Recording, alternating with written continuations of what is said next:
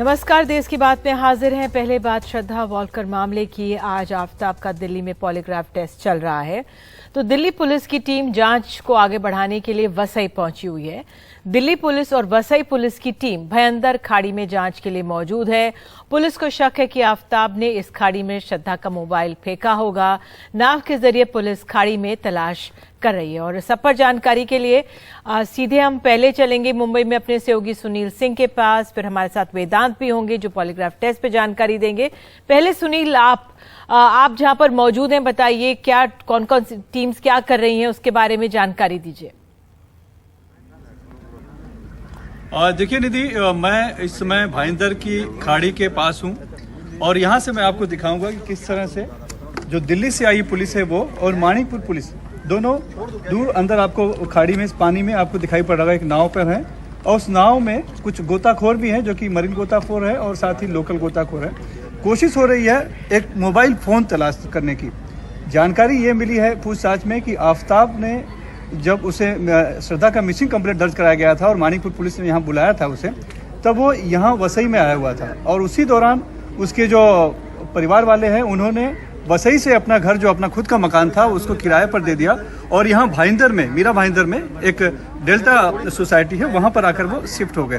तो इस दौरान उसका यहाँ मीरा भाईंदर में आना हुआ था क्योंकि सामान शिफ्टिंग में वो मदद करने आया था और उसी दौरान शायद उसने अपना जो मोबाइल फ़ोन है, ये अभी साफ नहीं है कि श्रद्धा का मोबाइल उसने फ़ोन यहाँ पर फेंका है या कि आफताब ने अपना खुद का मोबाइल फेंका। एक मोबाइल फ़ोन जो बहुत ही अहम सुराग है इस पूरे मामले में, उसको इस भाईंदर की खाड़ी में फेंक दिया। लिहाजा ये जब जानकारी अब मिली है पुलिस को, तो दिल्ली की एक पुलिस जो कि लगभग हफ्ता भर पहले से यहाँ वसई में डेरा डाले हुए है, अब तक 19 लोगों का बयान भी दर्ज कर चुकी है, वो अब यहाँ पर माणिकपुर पुलिस की सहायता से ये खोज अभियान चल रहा है, यानी कि तलाशी की जा रही है।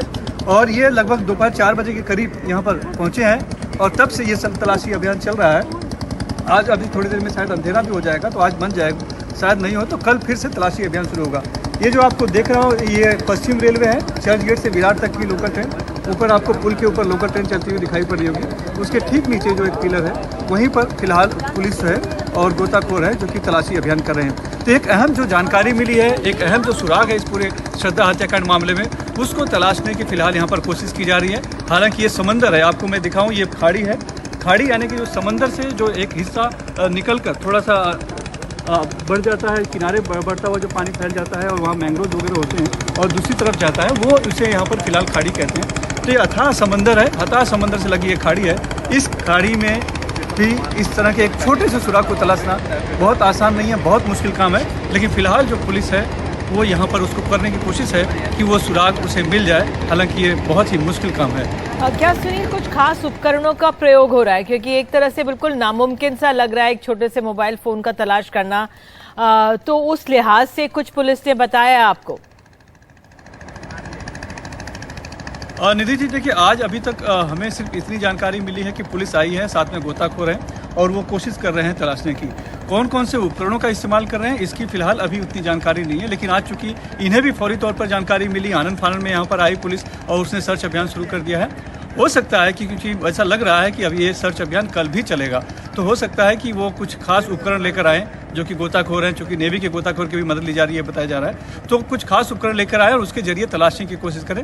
लेकिन उसके बावजूद भी ये बहुत आसान नहीं होगा, बहुत मुश्किल है, एक तरह से नामुमकिन जैसा है कि इतने अथाह पानी के बीच में जाकर कीचड़ है यहाँ पर, आप अगर आप देखेंगे तो, और उसमें से एक मोबाइल फ़ोन जैसा छोटा सा सुराग तलाश कर पाना बहुत मुश्किल काम है। लेकिन पुलिस का काम है और उसे सुराग तलाशना है, लिहाजा वो अपनी कोशिश में लगी हुई है। एक संक्षेप में एक और सवाल मुंबई पुलिस की जांच का, क्योंकि तो दिल्ली पुलिस की टीम वहां पर वसई पुलिस के साथ है। कल जो चिट्ठी सामने आई थी कि 2020 में भी श्रद्धा ने शिकायत की थी, उसके बाद एक तरह से पुलिस ने माना, वहां पर पालघर की पुलिस का जो थाना था स्थानीय, कि आफताब को उन्होंने चिट्ठी के बावजूद पूछताछ के लिए नहीं बुलाया था। ये अपने आप में एक बहुत बड़ा सवाल है जो वहां की पुलिस से पूछा जा रहा है। उस लिहाज से क्या डिटेल्स और या क्या तब से बात आगे बढ़ी है? और निधि जी, देखिए, ये बात सही है कि तुलिंज पुलिस श्रद्धा के उस शिकायत पत्र के सामने आने के बाद से सवालों में है।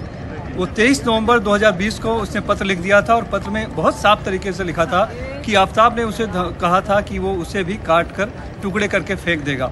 इस पत्र को, उस चिट्ठी को, उस शिकायत को बहुत गंभीरता से लेना चाहिए था, जो शायद तब की तुलिंज पुलिस ने लिया नहीं। हालांकि उनका अब ये कहना है कि उस दौरान वो उस घर पे गए थे जहां रिगल अपार्टमेंट में, जहां पे श्रद्धा और आफ्ताब रहते थे, तब घर बंद था। ये शिकायत करने के बाद श्रद्धा फिर से पलट कर वहां नहीं आई, तब उन्हें बुलाया गया और तब जाकर श्रद्धा और आफ्ताब आए और उन्होंने बताया कि आफ्ताब के माता पिता ने समझा दिया है, अब हमारा आपस में समझौता हो गया है, तो अब आगे किसी तरह की हमारी लड़ाई नहीं है, यानी कि अब हमें शिकायत नहीं करनी है। तो उन्होंने अपनी शिकायत वापस ले ली और शिकायत वापस ले ली, इसका पत्र भी उनके पास है और उन्हें उसका श्रद्धा का उस समय का लिया हुआ जवाब भी है। तो यहाँ पर तुलिंज पुलिस का कहना है कि हमने अपनी कोशिश की, हम कर रहे थे, लेकिन जब शिकायत करता नहीं अपनी शिकायत वापस ले ली तो उसके लिए हम क्या कर सकते हैं। फिलहाल ये जवाब है तुलिंज पुलिस का, जो डीसीपी ने बताया भी है। लेकिन जो यहाँ के उप मुख्यमंत्री हैं और गृह मंत्री हैं देवेंद्र फडणवीस, उन्होंने भी इसे बहुत गंभीर मसला बताया है। उन्होंने साफ तौर पे कहा है कि अगर तब सही तरीके से जांच की जाती तो शायद आज ये दिन देखने को नहीं मिला होता और शायद श्रद्धा जिंदा होती। इसीलिए इस पूरे मामले की जांच की जाएगी और उन्होंने जांच का आदेश दे भी दिया होगा, ऐसा हम मान के चल रहे हैं। बिल्कुल सुनील, इस जानकारी के लिए धन्यवाद। आप हालात पर नजर बनाए रखें। तो आइए चलते हैं, अब सीधे हम वेदांत अग्रवाल के पास चलते हैं, एफएसएल लैब के पास। वहां पे दिल्ली पुलिस आफ्ताब को लेकर गई है। वहां पर तबीयत कल बताया गया था ठीक नहीं। वेदांत, आज किस तरह की डिटेल्स मिल रही हैं आपको? निधि, आपको पॉलीग्राफ टेस्ट की जानकारी देने से पहले आपको इस समय जो ब्रेकिंग न्यूज़ हमें मिल रही है उसकी जानकारी दें कि दिल्ली पुलिस ने उस हथियार को आफ्ताब के घर से बरामद कर लिया है, जिस हथियार का इस्तेमाल आफ्ताब ने श्रद्धा की बॉडी को 35 टुकड़ों में काटने के लिए किया था। दिल्ली पुलिस की सूत्रों की माने तो आफ्ताब ने 5 अत्यंत शार्प चाकुओं का और एक आरी का इस्तेमाल किया श्रद्धा की बॉडी को 35 पीसेस में काटने के लिए। दिल्ली पुलिस ने जो आरी है अब तक उसको बरामद नहीं किया है, लेकिन जो 5 चाकू हैं जिनकी लंबाई लगभग 5 से 6 इंच है, उनको बरामद कर उनको फोरेंसिक एग्जामिनेशन के लिए दे दिया है। याद रखिए कि ये एविडेंस, ये वेपन बहुत जरूरी है पुलिस की इन्वेस्टिगेशन के लिए, इसको एक वाटर टाइट केस बनाने के लिए। और अब पुलिस को अब तक इसी की तलाश थी, इस वेपन की तलाश थी, क्योंकि अब तक याद रखिए आफ्ताब के खुद के कन्फेशन पर ही ये केस बिल्ड किया था दिल्ली पुलिस ने। लेकिन अब क्योंकि ये हथियार बरामद हो गए हैं तो ये एक बहुत बड़ा बूस्ट है दिल्ली पुलिस के लिए इस इन्वेस्टिगेशन की, अगर हम बात करें तो इसके लिए। इसके अलावा हम आपको बताएं कि जो पॉलीग्राफ टेस्ट है जो अभी चल रहा है, मैं आपको रोक कर पूछना चाहूं कि आपने जिस तरह से कहा, ये एक तरह से आपने कहा ये ब्रेकिंग न्यूज है, जो हथियार थे वो मिल गए, 5 चाकू मिल गए, जो अभी तक उनके बारे में कोई जानकारी नहीं थी। कैसे मिले, कहां से मिले, वो भी बता दीजिए। देखिए, याद है कि दिल्ली पुलिस एक्सटेंसिव सर्चेस कर रही थी पिछले कई दिनों से। ये 12वां लगभग दिन है श्रद्धा मर्डर केस की इन्वेस्टिगेशन का, और आज दिल्ली पुलिस ने पॉलीग्राफ टेस्ट के अलावा आफ्ताब का जो छतरपुर वाला रेजिडेंस है, छतरपुर वाला घर है, वहां पर एक्सटेंसिव सर्चेस करी और वहां से उनको ये 5 चाकू मिले हैं। और ये 5 चाकू जो हैं वो जो रसोई घर में चाकू यूज होते हैं उनसे अलग है। तो ये बेहद शार्प, जिसको क्लीवर कहते हैं, वो चाकू हैं।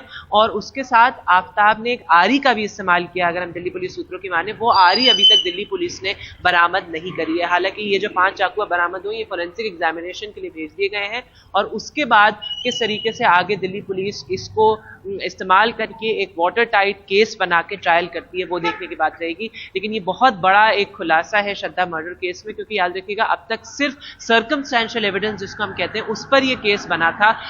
ना वेपन मिला था, जो हथियार है वो मिला था, ना ही श्रद्धा का मोबाइल फोन मिला था, जैसे कि सुनील जी ने आपको बताया। तो अब ये हथियार क्योंकि बरामद हो गए हैं तो श्रद्धा के फेवर में दिल्ली पुलिस एक स्ट्रॉन्ग केस बिल्ड कर पाएगी। क्योंकि याद रखिए कि अब तक जितनी भी हड्डियां बरामद हुई है, जितनी भी सेवर्ड पार्ट्स बरामद हुए हैं, वो भी फोरेंसिक एग्जामिनेशन के लिए गए हैं, जिनकी डीएनए सैंपलिंग होनी बाकी है। वो श्रद्धा के पिताजी के डीएनए के साथ मैच करे जाएंगे। लेकिन दिल्ली पुलिस का ये कहना है कि ये बॉडी पार्ट्स, क्योंकि इतना समय हो चुका है इस मर्डर को, इसलिए बॉडी पार्ट्स का बरामद होना और डीएनए से मैच होना वो बड़ा मुश्किल है। इसलिए ये वेपन का बरामद होने, हथियार का बरामद होना इस केस के लिए श्रद्धा के फेवर में बहुत बड़ा खुलासा है। बिल्कुल वेदांत, आपने बहुत बड़ी जानकारी दी है कि जो हथियार इस्तेमाल किए गए थे, 5 चाकू बरामद हो गए। और जो पॉलीग्राफ टेस्ट है, क्योंकि कल होना था, तबीयत खराब थी, नहीं हो पा रहा था, आज चल रहा है, उसके बारे में कुछ डिटेल्स मिल पा रही हैं?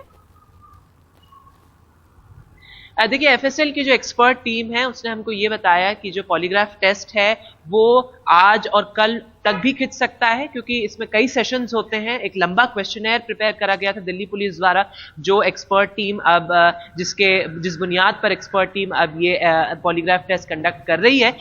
याद रखिएगा कि जो नार्को टेस्ट है, जिसको हम ट्रूथ सीरम टेस्ट भी कहते हैं, उसके लिए ये पॉलीग्राफ टेस्ट का कंडक्ट होना बहुत जरूरी है। तो ये पॉलीग्राफ टेस्ट कब तक भी कल तक भी खिंच सकता है, परसों तक भी खिंच सकता है। शनिवार को आफ्ताब की पुलिस कस्टडी खत्म हो रही है, तो नार्को टेस्ट, पुलिस का कहना है कि नार्को टेस्ट जुडिशियल कस्टडी में भी हो सकता है, लेकिन जहां तक पॉलीग्राफ टेस्ट की बात है वो पुलिस कस्टडी में होना जरूरी है।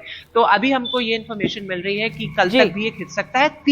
जल्दी से मैं अगर आपको बताऊं निधि कि 3 पहलू हैं इस क्वेश्चनिंग के। पहला ये है कि मोटिव क्या था मर्डर का, दूसरा ये है कि सीक्वेंस ऑफ इवेंट्स क्या थे, और तीसरा ये है कि श्रद्धा ने जो कंप्लेंट 2020 में वसई पुलिस के साथ करी थी उस पर भी सवाल पूछे जाएंगे। तो ये 3 मुख्य पहलू हैं जो पॉलीग्राफ टेस्ट कंडक्ट हो रहा है उसके। बहुत बहुत धन्यवाद इस जानकारी के लिए वेदांत, आपका भी। तो वेदांत ने इस समय एक बड़ी खबर ये दी है इस पूरे मामले में कि जो हथियार थे, 5 चाकू थे जिससे श्रद्धा की हत्या की गई थी, वो पुलिस को मिल गए हैं। बहरहाल आइए आगे बढ़ते हैं देश की बात में और अपने चुनाव आयोग से जुड़ी हुई खबर की बात करते हैं। चुनाव आयुक्तों की नियुक्ति का मामला सुप्रीम कोर्ट में पहुंचा हुआ है। आयुक्तों की नियुक्ति के मसले पर 4 दिन चली सुनवाई के बाद सुप्रीम कोर्ट ने अपना फैसला आज सुरक्षित रख लिया, लेकिन आज सुनवाई के दौरान चुनाव आयुक्त अरुण गोयल की नियुक्ति में हुई जल्दबाजी पर कोर्ट ने कई सवाल जरूर उठाए। सुप्रीम कोर्ट को अब यह तय करना है कि चुनाव आयुक्त की नियुक्ति के लिए क्या कोई स्वतंत्र पैनल हो। एक रिपोर्ट। 21 नवंबर को चुनाव आयुक्त बनाए गए अरुण गोयल की नियुक्ति की प्रक्रिया में जो जल्दबाजी दिखी, उस पर सुप्रीम कोर्ट ने कई सवाल खड़े किए। सुप्रीम कोर्ट ने कहा कि एक ही दिन में आवेदन, प्रक्रिया, मंजूरी, नियुक्ति सब कुछ हो गई। 24 घंटे भी फाइल नहीं चली, बिजली की तेजी से काम हुआ। इस आपाधापी में आपने जांच पड़ताल कैसे की? हम सरकार द्वारा अपनाई गई प्रक्रिया से अधिक चिंतित हैं। हालांकि अदालत ने साफ किया कि वो उम्मीदवार की योग्यता पर सवाल खड़े नहीं कर रही है, सिर्फ प्रक्रिया की बात कर रही है। उधर सरकार की ओर से पेश एजी आर वेंकट रमणी ने चुनाव आयुक्त की नियुक्ति की प्रक्रिया की जानकारी दी। बताया कि विधि और न्याय मंत्रालय संभावित उम्मीदवारों की सूची बनाता है। इस सूची से सबसे उपयुक्त शख्स का चुनाव होता है। उम्र और वरिष्ठता का ख्याल रखा जाता है। इस चुनाव में प्रधानमंत्री की भी भूमिका होती है। 4 दिन तक चली सुनवाई के दौरान अदालत ने पारदर्शिता और निष्पक्षता का मुद्दा उठाया और साफ किया कि मुख्य चुनाव आयुक्त का कार्यकाल 6 साल चल सके, ये जरूरी है, और ये भी कि वो किसी के दबाव में ना आए, प्रधानमंत्री के भी। अब अदालत का फैसला सुरक्षित रखा गया है। अपनी टिप्पणियों से सुप्रीम कोर्ट ने साफ कर दिया है कि उसके मन में क्या चल रहा है। सुनवाई में उसने अपनी आशंका और चिंता भी जाहिर कर दी है। अब इंतजार उस फैसले का होगा जो देश की लोकतांत्रिक संरचना में एक ऐतिहासिक बदलाव ला सकता है। नई दिल्ली से आशीष भार्गव, एनडीटीवी इंडिया। और देश की बात में आगे है, भारत जोड़ो यात्रा पहुंची है अब मध्य प्रदेश। देश के कोने कोने से जुड़े हैं इसमें लोग।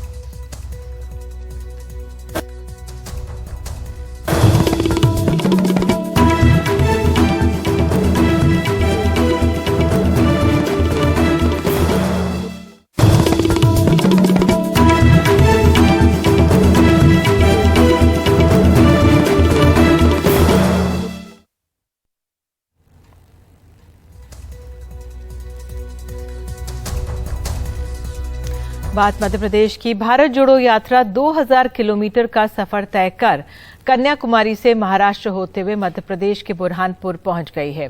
दक्षिण भारत के बाद चुनौती हिंदी भाषी इलाकों में है। यात्रा में 119 भारत यात्री रजिस्टर्ड हैं। मध्य प्रदेश के एक बुजुर्ग दंपत्ति हैं, तो छत्तीसगढ़ के युवा कारोबारी भी, चेन्नई से आए हैं डॉक्टर, तो बिहार से आए हैं राजनीतिक कार्यकर्ता भी। एक टेंट के नीचे एक छोटा भारत हर दिन रुकता है और चलता है। एक ग्राउंड रिपोर्ट। विश्वास है, जन जन में मन की आस है, अब तोड़ ना सके कोई हमें, ये हाथ से जुड़ते हाथ हैं। मध्य प्रदेश में राहुल गांधी की यात्रा कई मायनों में अनूठी है। सियासी तौर पर बहन प्रियंका पहली बार साथ आई हैं, तो भौगोलिक और सामाजिक तौर पर दक्षिण पश्चिम के बाद हिंदी भाषी इलाकों में एंट्री। मध्य प्रदेश में मालवा निमाड़ में वो बुरहानपुर, खंडवा, खरगोन, इंदौर, उज्जैन और आगर मालवा जिलों से गुजरेंगे। यात्रा के दौरान वो 2 ज्योतिर्लिंग ओंकारेश्वर और महाकालेश्वर के दर्शन भी करेंगे। पहली आदिवासी आइकॉन टंट्याबिल की समाधि पे जाना, दूसरा बाबा साहब अम्बेडकर की समाधि पे जिस दिन संविधान दिवस है 26 उसको जाना, ओंकारेश्वर जाना, नर्मदा जी के दर्शन करना, पूजा करना और महाकाल के भी दर्शन करना, फिर आम सभा करना। इस सफर में सिवनी से दीपक पटेल आए हैं, दिव्यांग हैं, चल रहे हैं हौसले के बूते। रोजगार की बहुत ज़्यादा कमी हुई है अभी भारत देश में, जब से मतलब गवर्नमेंट बीजेपी सत्ता पे आई है। तो आपको लगता है कि भारत जोड़ो यात्रा का मकसद युवाओं को रोजगार दिलाना है या देश में जो सामाजिक एकता को बरकरार, क्या सोच रहे हैं आप? सर हम बस यही सोचते हैं सर कि रोजगार हर आदमी के घर तक पहुंचे, हर घर से एक व्यक्ति रोजगार हो। यात्रा के साथ गाना बजाना भी हो रहा है, पारंपरिक नृत्य संगीत भी। राहुल देश के रॉबिनहुड तात्या भील की जन्मस्थली बड़ौदा अहिर भी जा रहे हैं, जहां एक दिन पहले मध्य प्रदेश के मुख्यमंत्री शिवराज सिंह चौहान पहुंचे थे, थिरके भी थे। खैर, इन सब के सियासी मायने हैं। 47 आरक्षित सीटों की लड़ाई है, लेकिन इनकी बात कभी और, बात इन 119 यात्रियों की।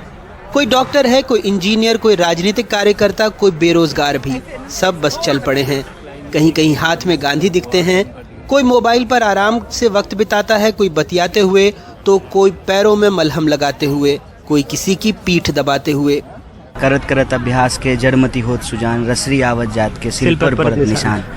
तो जिन लोगों को चलने की आदत नहीं है उनके लिए तकलीफ देह है, लेकिन इस देश के करोड़ों लोग हैं जो रोज चलते हैं। मोजे उतार के बैठे थे, पैर में कुछ दर्द, तकलीफ? नहीं, कोई तकलीफ नहीं है। अभी लेटे हुए थे तो थोड़ी हवा लग रही थी, इसलिए फिर पहन ली। You are a qualified doctor, so do you also help the fellow yatris in case of emergency?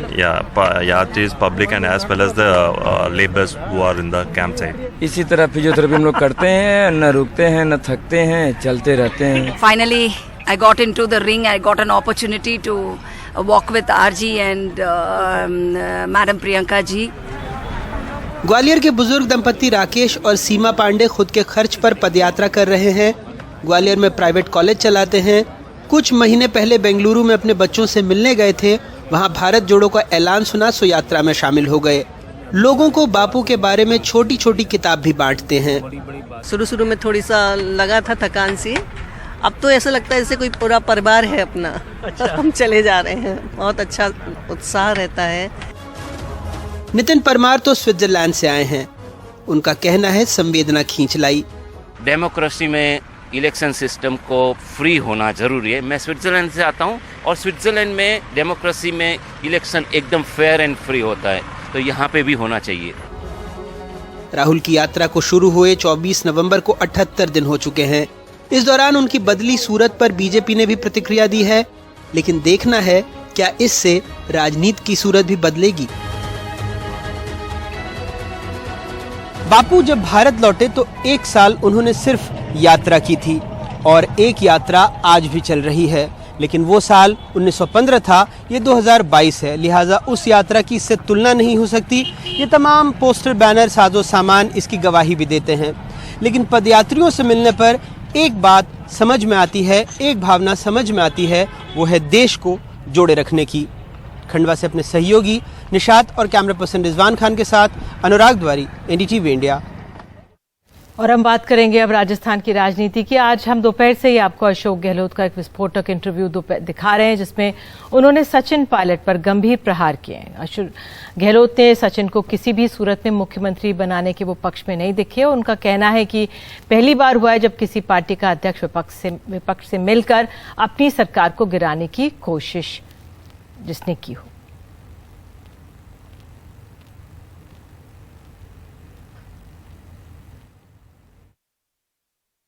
हम उम्मीद कर नहीं सकते एक पार्टी का अध्यक्ष, देखिए मंत्री कई बार रिवोल्ट कर जाते हैं, पर पार्टी का अध्यक्ष जो होता है अपनी पार्टी गवर्नमेंट को टॉपल करने के लिए विपक्ष से मिल जाए, ऐसा एग्जाम्पल आपको हिंदुस्तान में कहीं नहीं मिलेगा। कि उस वक्त सचिन पायलट पार्टी के प्रेसिडेंट थे, राजस्थान कांग्रेस के, डिप्टी सीएम भी थे और पार्टी के अध्यक्ष भी थे। तो कोई पार्टी का अध्यक्ष आज तक हिस्ट्री में नहीं हुआ होगा, कभी होगा कि पार्टी का अध्यक्ष खुद ही अपनी गवर्नमेंट को गिराने के लिए विपक्ष से मिल जाए, ऐसा आज तक इतिहास में कभी नहीं हुआ। तो आप कह रहे हो कि इस वजह से एमएलए को आपत्ति थी? इसलिए एमएलए वो पूरे हाईकमान लॉयल थे, आज भी लॉयल थे, हाईएस्ट रेस्पेक्ट है, रिगार्ड है मैडम के प्रति उनका, कोई बात नहीं थी। उनका गुस्सा इस बात को था कि जो ऑब्जर्वर आए हैं आज प्रस्ताव पास करेंगे, और ये 15-20 दिन से महीने भर से हमें कह रहे हैं ऑब्जर्वर आएंगे, आपको कहना हाईकमान में हम छोड़ रहे हैं, छोड़ना आपको है, खुद रिक्वेस्ट कर रहे थे पायलट साहब। तो लोगों ने कहा ये जो कह रहे थे वही हो रहा है। मैं ये कह रहा हूँ अगर हाईकमांड पायलट को अगर बनाने चाह रही हो फिर नहीं उसको नहीं बना सकते हैं, वो कोई न कोई कम्युनिकेशन गैप हुआ है। आप कह रहे हैं वो उनको नहीं बना उनको कैसे बना सकते हैं? जो आदमी के पास 10 तो विधायक नहीं है, नंबर 1, जिससे रिवोल्ट किया हो, जिसको गद्दारी नाम दिया गया है, वो गद्दारी की पार्टी के साथ में, जो पार्टी के साथ गद्दारी की हुई आदमी है, उससे कैसे एक्सपेक्ट कर सकते हैं या उसको कैसे उसको स्वीकार कर सकते हैं कोई लोग? नहीं, सिंपल बात है। बट उन्होंने तो डिनाई किया है कि मैं बीजेपी से तो मेरा कोई लेना देना ही नहीं था। सचिन पायलट नहीं, किसी को डिनाई कर ही नहीं सकता, वो पूरा खेल उन्हीं का था। और आपको बता दें, ये तो बातचीत हमने दिखाई, एक तस्वीर भी आपको दिखाते हैं कि सचिन पायलट ने आज सुबह एक फोटो ट्वीट की थी जिसमें वो प्रियंका गांधी और राहुल गांधी के साथ खड़े हुए नजर आ रहे हैं। ये भारत जोड़ो यात्रा में वो शरीक भी हुए, ये तस्वीरें हैं। तो आइए सीधे चलते हैं अपने सहयोगियों के पास। हमारे साथ उमाशंकर सिंह मौजूद हैं दिल्ली से, हमारे साथ सौरभ शुक्ला मौजूद हैं जयपुर से। अगर मैं जयपुर पे पहले जानना चाहूँ, क्योंकि सीधा असर राजस्थान में पहले अगर देखें, सौरभ क्या असर हुआ है? सतीश पुनिया से बातचीत हुई, वो बातचीत दिखाई, उनका ये कहना है कि 2-4 दिन की सरकार बची है, क्या असर आपने आंका है वहां पर? देखिए निधि, इसके बड़े राजनीतिक मायने हैं।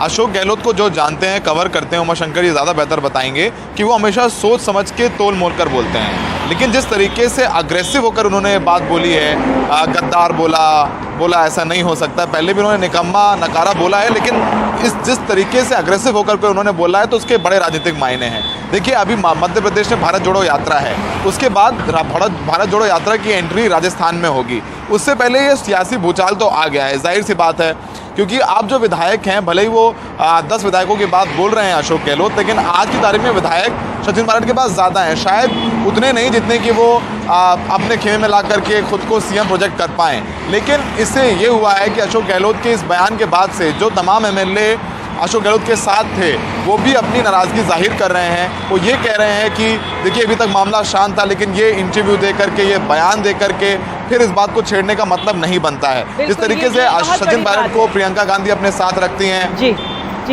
बिल्कुल, प्रियंका गांधी सचिन पायलट को अपने साथ रखती हैं, मैं बता रहा हूँ। बिल्कुल, आपने कहा कि अब विधायक और नाराज हैं। अब इस पे उमाशंकर हमें और गहराई से बात समझा सकते हैं। उमा, आपने भी सुना, सौरभ कह रहे हैं कि जो और विधायक थे पहले कम होंगे, लेकिन अब शायद उनकी तादाद ज्यादा बढ़ गई होगी इस इंटरव्यू को देखकर। आपका आंकलन क्या है? आप तमाम नेताओं से मिले होंगे, क्या आपको आभास है? जी देखिए निधि, जहां तक विधायकों की तादाद की बात है तो अशोक गहलोत लगातार ये कहते रहे हैं और दिखाते भी रहे हैं कि विधायकों की तादाद उनके साथ है। लेकिन जब आप सचिन पायलट खेमे से बात करेंगी तो वो सीधे तौर पे उनकी तरफ से ये कहा जाता है कि एक बार अगर 48 घंटे के लिए भी सीएम बनाने की बात कर दो तो फिर उसके बाद देखते हैं कि विधायक किसके साथ होते हैं। तो ये फैसला हाईकमान को करना है। खैर, ये बात तो पुरानी हो गई, हाईकमान ने फैसला करना भी चाहा। 25 सितंबर की तारीख तय हुई थी जब जयपुर में CLP की मीट होनी थी, जो नहीं हो पाई, और उसके बाद वो एक बड़ा मुद्दा बना।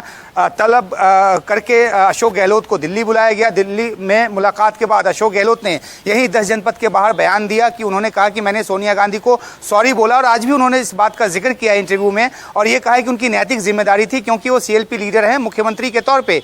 तो जो कुछ भी हुआ राजस्थान में वो नहीं होना चाहिए। अब 29 सितंबर को उसके बाद एक एडवाइजरी जारी की जाती है कांग्रेस की तरफ से, कांग्रेस के जो महासचिव, संगठन महासचिव हैं KC वेणुगोपाल, उनकी तरफ से, और ये इस बात को खास तौर पे इसकी हिदायत दी जाती है कि कोई भी नेता किसी भी स्तर का हो बयानबाजी नहीं करेगा पार्टी की अंदरूनी खींचतान को लेकर।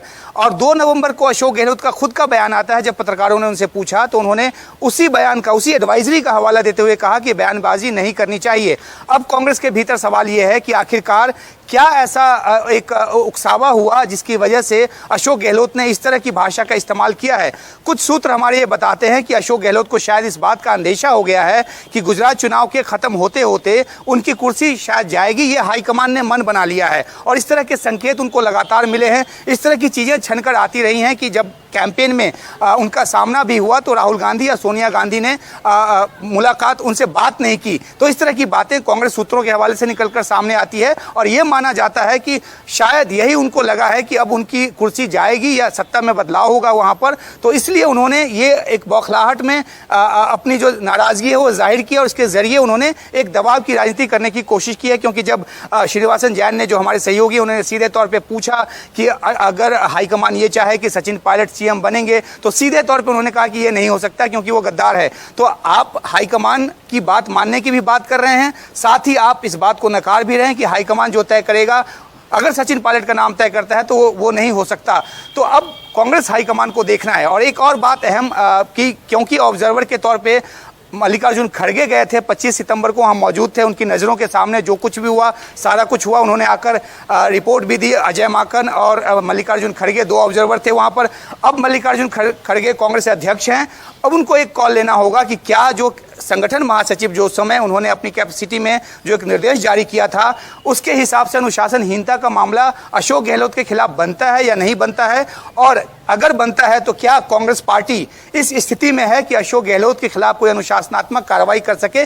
क्योंकि जो 3 नाम आए थे पहले अशोक गहलोत के करीबी के, उसमें अशोक गहलोत का नाम नहीं था और यही माना गया था क्योंकि वो मुख्यमंत्री हैं तो उनको संदेह का लाभ देते हुए उनके ऊपर कोई बात नहीं की गई थी। लेकिन अब जिस तरह का बयान आया है, देखना है कि हाईकमान क्या इस स्थिति में है, इस मजबूत स्थिति में है कि वो वहां पे किसी तरह की कार्रवाई की बात कर सके, या जिस तरह से लगातार सचिन पायलट कहते रहे कि राहुल गांधी ने उनसे वादा किया था और रोटेशनल सीएम बनाने की बात हुई थी, तो उस दिशा में क्या कदम आगे बढ़ता है। क्योंकि बहुत ज्यादा वक्त नहीं है, अगले साल नवंबर-दिसंबर में चुनाव होना है राजस्थान में 2 और राज्यों के साथ। तो अब फैसले की बारी है और अब देखना है कि हाईकमान इस पूरे इंटरव्यू को सुनने के बाद और जो बयान आए उसको देखने के बाद क्या कुछ फैसला लेता है और मल्लिकार्जुन खड़गे क्या कुछ कार्रवाई करते हैं या नहीं करते हैं अशोक गहलोत के खिलाफ। बहुत बहुत धन्यवाद उमा, इस पूरी जानकारी के लिए, इस आंकलन के लिए आपका बहुत बहुत धन्यवाद। लेकिन जो भी हुआ, इस विवाद से कांग्रेस की छवि को ही चोट पहुंची है। बहरहाल एक छोटा सा हम लोग ब्रेक ले रहे हैं और ब्रेक के बाद हम आपको चुनावों से जुड़ी हुई रिपोर्ट दिखाएंगे। बने रहिए हमारे साथ।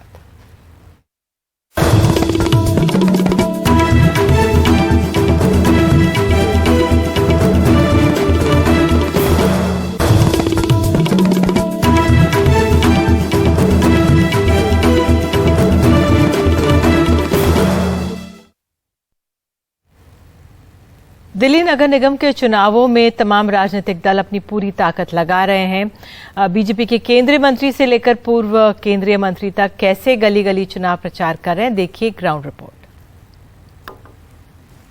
पूर्व केंद्रीय मंत्री और नोएडा से सांसद महेश शर्मा लक्ष्मी नगर के इस इलाके में आए हुए हैं चुनाव प्रचार करने के लिए, और यहाँ पर इनका चुनाव प्रचार आप देख सकते हैं कि एक बिल्डिंग के नीचे जो बेसमेंट है उसमें एक नुक्कड़ सभा महेश शर्मा की चल रही है।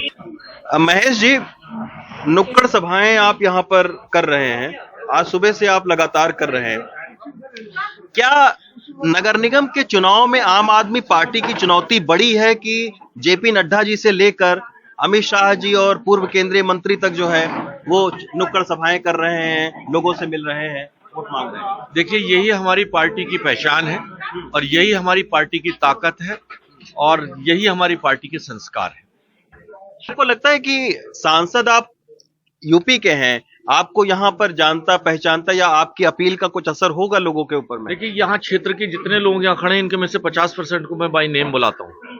मेरे चुनाव में यहाँ से करीबन 200-250 कार्यकर्ता यहाँ से जाते हैं। भूषण जी हमेशा जाते हैं और चुनाव में रहते हैं, मैं भी उनके यहाँ जाता हूँ। और मैं यहाँ से नहीं, मैं कल 4 दिन गुजरात में रहकर आया हूँ। त्रिपुरा के प्रभारी के नाते कल मैं त्रिपुरा चला जाऊंगा 4 दिन के लिए, अभी 4 दिन दिल्ली में हूँ। लेकिन सर, आप लोग जैसे जो नेता हैं, जो पूर्व केंद्रीय मंत्री हैं, उनके आने से जो समस्याएं हैं उन पर बात न होकर आप लोगों के ऊपर ही जो है वो सारी चर्चाएं हो जाती है, जबकि ये निगम के चुनाव में जो सिविक प्रॉब्लम्स हैं उनके ऊपर में डिस्कस करना चाहिए। आज हमने यही सिविक पर चर्चा करी कि अगर यहाँ का क्षेत्र का भला अगर कर सकता है कोई, तो भारतीय जनता पार्टी की सरकार, हमारा नेता नरेंद्र मोदी, चाहे वो कॉलोनियों को रेगुलराइज करने की बात हो, चाहे वो 5,000 करोड़ की लागत से कड़कड़दुमा पर इलेक्ट्रॉनिक हब बनाने की बात हो, कौन पार्टी है जो वार्ड की साफ सफाई का प्रधानमंत्री जी से क्या देखिए, संबंध है? वार्ड की साफ सफाई सब मिलकर नगर निगम जब बनती है तो नगर निगम को यहाँ को प्रदूषण मुक्त करना है,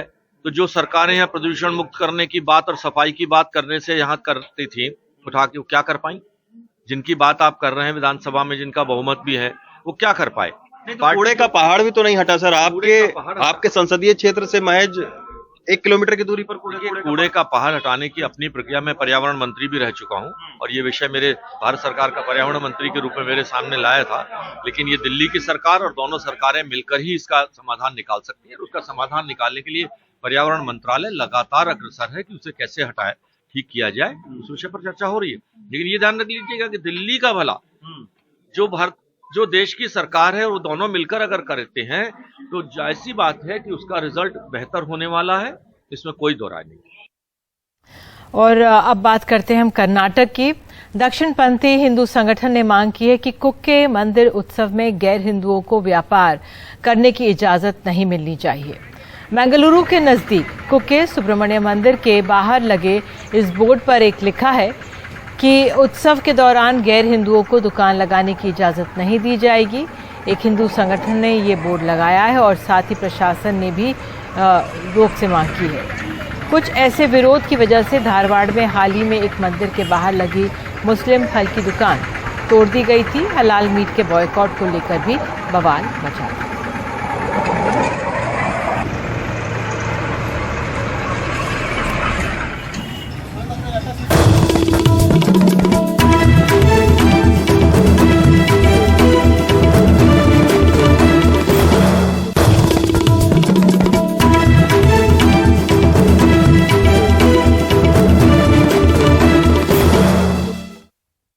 जानता हूं कि उनको एडवाइस कौन करता है या किसके कहने पर ऐसी बातें बोली जाती हैं, लेकिन आज से पहले भी अशोक गहलोत जी ने बहुत सारी बातें मेरे बारे में बोली।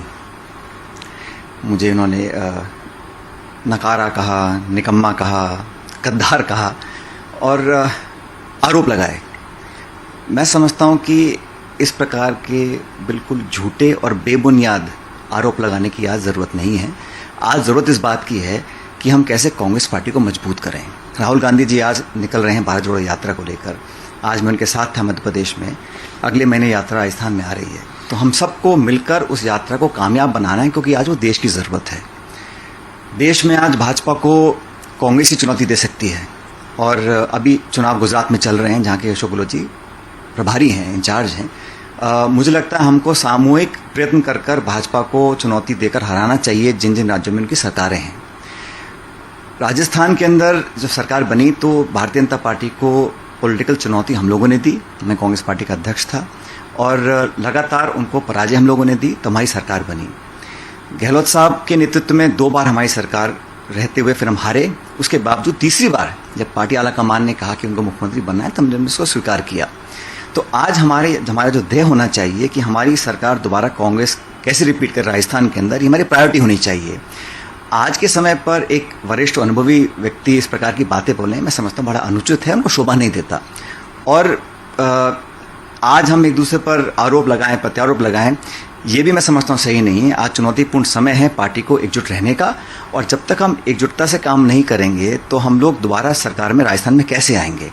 और किसी भी व्यक्ति को कभी भी इतना असुरक्षित नहीं होना चाहिए, क्योंकि आज मैं इस पद पर हूँ, कल नहीं रहूँगा, क्योंकि ये जीवन का क्रम है। राजनीति में उतार चढ़ाव आते रहते हैं और हम सब लोगों को कलेक्टिवली मिलकर आज खड़गे जी का, राहुल जी का, प्रियंका जी का, उनके हाथ मजबूत करने हैं। मैं समझता हूँ इस दिशा में हमको काम करना चाहिए।